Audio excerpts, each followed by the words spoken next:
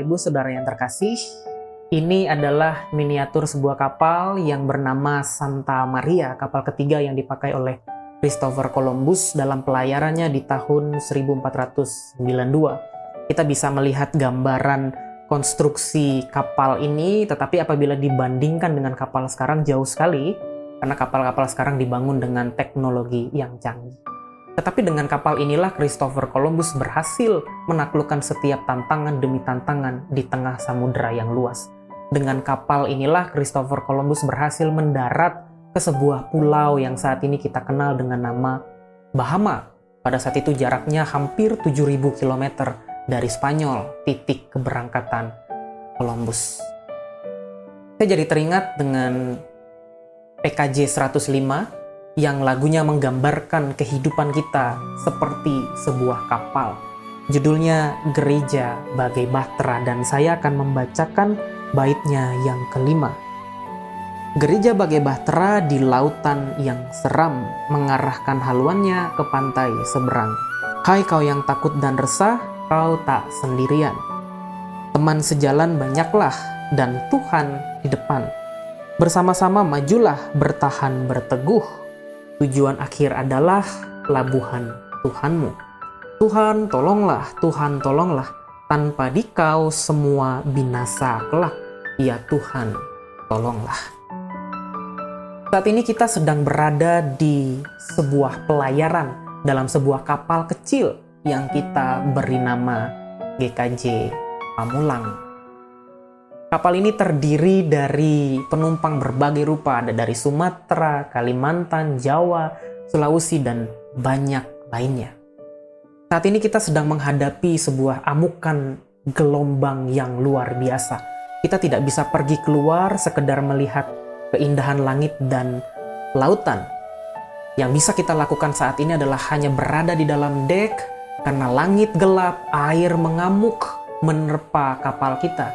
Sehingga kapal kita saat ini oleng ke kanan, oleng ke kiri, menghadapi badai yang begitu besar. Tetapi kabar baiknya adalah yang sedang berada di depan, memimpin kapal kita dan menjadi kapten kapal kita adalah Yesus. Dia sedang memegang kemudi kapal kita. Dia tahu apa yang dilakukannya karena dia adalah seorang kapten yang benar-benar berkompeten. Yesus yang memimpin pelayaran kehidupan kita.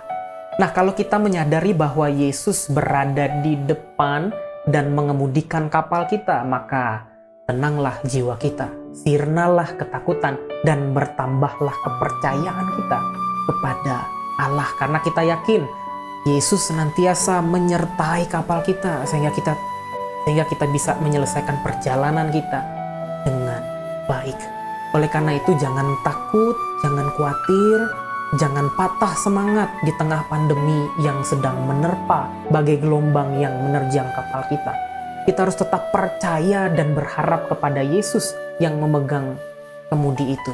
Dia tahu kita akan diarahkan ke arah yang mana dia akan memimpin dan menyelamatkan kapal kita. Sebagai awak kapal, marilah kita bergandengan tangan satu dengan yang lain, saling mendukung, saling mengasihi, saling berdoa, saling menguatkan agar kita dapat bersama-sama berhasil melalui pandemi ini, berhasil melalui gelombang yang menerpa kita. Satu ayat yang menguatkan kita di dalam Yosua pasal 1 ayat 9. Bukankah telah kuperintahkan kepadamu, kuatkan dan teguhkanlah hatimu, janganlah kecut dan tawar hati, sebab Tuhan Allahmu menyertai engkau kemanapun engkau pergi. Kita berani atau kita tidak khawatir, kita tidak takut, karena yang memimpin pelayaran kapal kita adalah Kristus. Dia memimpin kehidupan kita ke arah yang baik. Kiranya firman Tuhan memberkati kita di hari ini. Silakan berdoa secara pribadi atau bersama dengan keluarga. Saya akan menutupnya nanti di dalam doa bersama. Silakan.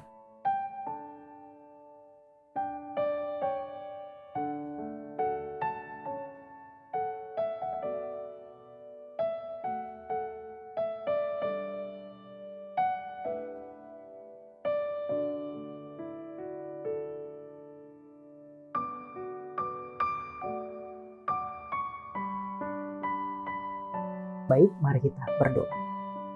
Ya Tuhan, seperti sebuah kapal, kehidupan kami saat ini sedang diterpa oleh gelombang COVID-19 yang membuat kami gelisah, yang membuat kami menjadi takut.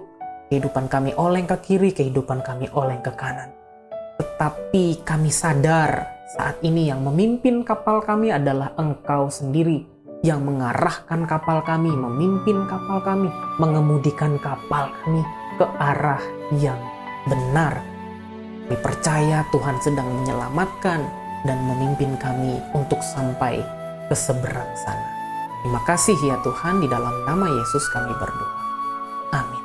Tuhan memberkati kita.